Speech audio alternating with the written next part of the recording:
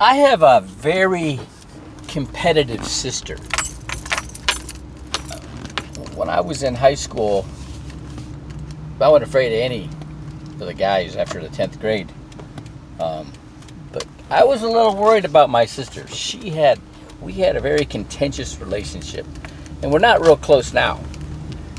But I heard she has some health issues, so I called her, see if she's okay, and then she told me how excited she was because she is a troop leader for a scout group in North Carolina. My brother and his wife are troop leaders for a scout troop in Michigan, and I was the charter organizational rep for Trail Life, which is the Christian version of Boy Scouts here in the Rio Grande Valley. And that she just was so excited that we were all influencing, young people in a positive way. And I've always wanted to have an impact, on the kids that were like me, that had aspirations but doubt and insecurity. And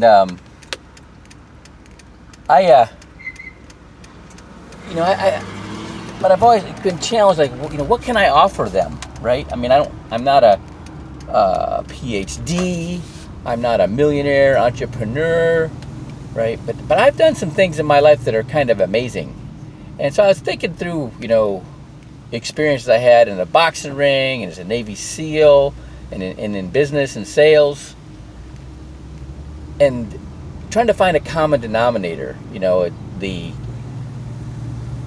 When I first started boxing, I got overmatched. Man, I fought Kelsey Banks, who was an Olympian in 1988. I had 6 fights and he had 400.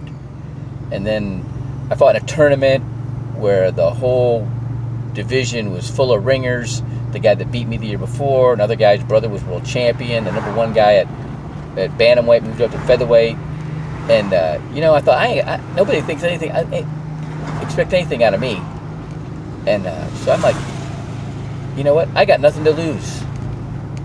And I just at that moment decided I didn't care who got the trophy. I was just going to whip somebody's butt. And I ended up winning the tournament. And then I went to SEAL training, went through Hell Week twice, complete. And I remember going back into SEAL training and waiting in the tent, waiting for breakout to happen the second time, thinking, what was I thinking? Why am I doing this? But by Wednesday, I knew that I was going to make it. And they couldn't get me out of there with a gun. And my motivation was like through the roof, Everybody else was dragging.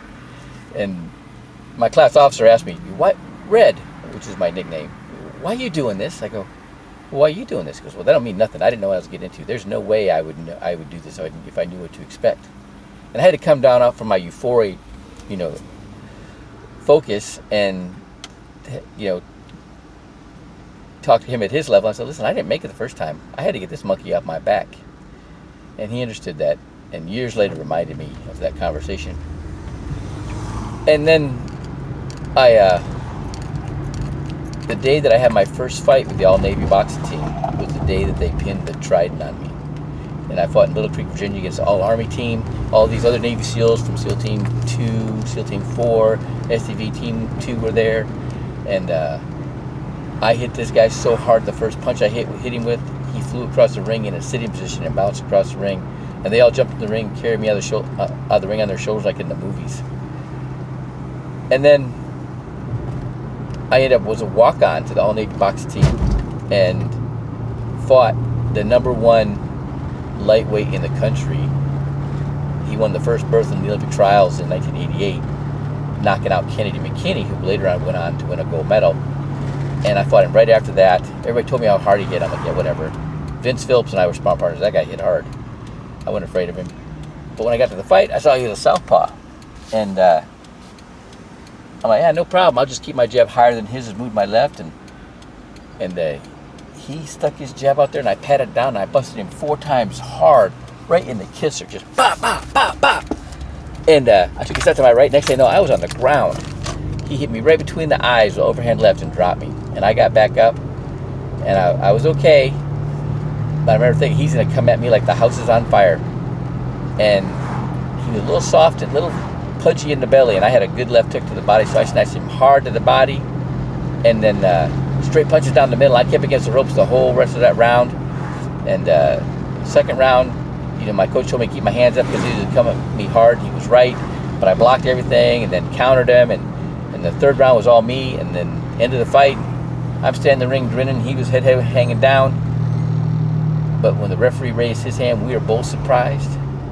But I've been, I just looked at him and said, "We know who won, don't we, Tony?" And to this day, that guy calls me champ, right? And then I was in the invasion of Panama. I was a radioman. I only weighed like 140 pounds. I was carrying 110 pounds of bullets, water, and radio. And there was a little lag because I had to help secure the boats. Me and another guy in my squad, we were about six separated by about 60 yards between the rest of the guys in our squad. And there was a firefight that broke out in between. And I had to get up to my guys. And I knew all the guys on my right side, they were all from the same SEAL team I was, and they knew me, and I figured they wouldn't shoot me. And so I just took off and ran right through it, ran through the gauntlet. Bullets were skipping past my head and across the asphalt in front of me. I remember making a conscious effort to pick my feet up higher and faster.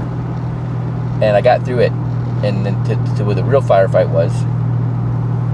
And then I got into sales, and I was a venture capital broker. And I needed a job really bad, and the manager, it was a straight commission. The manager gave me a stack of leads, took me to a desk, said, "There's a phone. There's a phone, there's a desk." And I looked at that phone like it was a warm cow pie. I didn't want to touch it. But I thought, they can't shoot me through the phone. And I got busy. I averaged about 200 phone calls a day. And I look at all those experiences, and I'm like, what was the common denominator? I quickly had to discern if I did nothing, stayed right where I was at, and didn't jump in, would I be better or worse off than if I jumped in and went with all I got? And in every case, I would be better off even if I jumped in and failed. But going all in is what I did.